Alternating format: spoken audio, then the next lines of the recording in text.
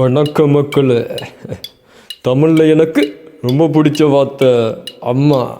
அந்த அம்மா செல்வி ஜெயலலிதா அம்மா அவங்களுக்கு என்ன நடந்திருக்கு அப்படின்னு சொல்லி நீங்கள் யாராவது எதிர்பார்த்தீங்களா? பார்த்துருக்க மாட்டீங்க. நீங்கள் பார்த்துருக்க மாட்டீங்களான்னு தெரியும். ஆனால் நான் உங்களுக்கு இப்போ சொல்ல போகிறேன். நான் உங்களுக்கு என்ன நடந்தா அப்படின்னு சொல்லி நான் உங்களுக்கு சொல்ல போகிறேன். ஹாஸ்பிட்டலில் ட்ரீட்மெண்ட் கொடுத்தேன்னு சொன்னாங்க. ஆனால் இந்த வரைக்கும் ஒரு வீடியோவோ ஒரு ஆடியோவோ வெளியில் சொல்லலை, யாரையுமே பார்க்க விடலை. இதை வச்சு நீங்கள் என்ன நினைக்கிறீங்க? அவங்க இருக்காங்க அப்படின்னு நினைக்கிறீங்களா, இல்லை இல்லைன்னு நினைக்கிறீங்களா? இப்போ தான் தனி வாட்டுக்கு மாற்றினு சொன்னாங்க. ஆனால் அதுக்கு பிறகு கூட யாரையுமே பார்க்க விடலை. இப்படி தான் வெளிநாட்டில் இருந்து தமிழச்சின்னு சொல்லி ஒரு பொண்ணு பேசிச்சு.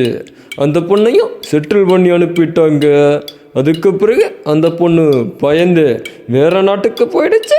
இப்போ திரும்பி வந்தாலும் அந்த பொண்ணு பேசுறதில்ல, வாய் திறக்கிறதில்ல. இதுக்கெல்லாம் என்ன காரணம்? மக்களே தெரிஞ்சுக்குங்க. 4 பேருக்கு நல்லது நடக்கணும் அப்படின்னு சொன்னால் எது செஞ்சாலும் தப்பு இல்லை அப்படின்னு நவரச நாயகன் சொல்லியிருக்காங்க.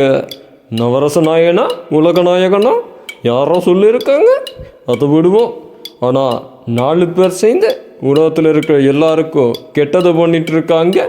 அவங்க தான் இந்த விஷயத்தை மறைச்சிட்ருக்காங்க. அந்த 4 பேர் யாருன்று உங்களுக்கு தெரியும். நான் சொல்ல வேண்டிய அவசியமில்லை. முதல்வர் அவர்கள் வெளியில் வந்து ஒரு காணொளி காண்பிக்க வேண்டும். இல்லை என்றால் மக்களை நம்பாதீங்கள். என்ன நடப்பதென்பது உங்களுக்கும் தெரியும், எனக்கும் தெரியும். அதனால் நம்பாதீர்கள். உயிருடன் இருக்கும் ஒருவரால் ஃபோட்டோவுக்கு போஸ் கொடுக்க கூடவா முடியாது?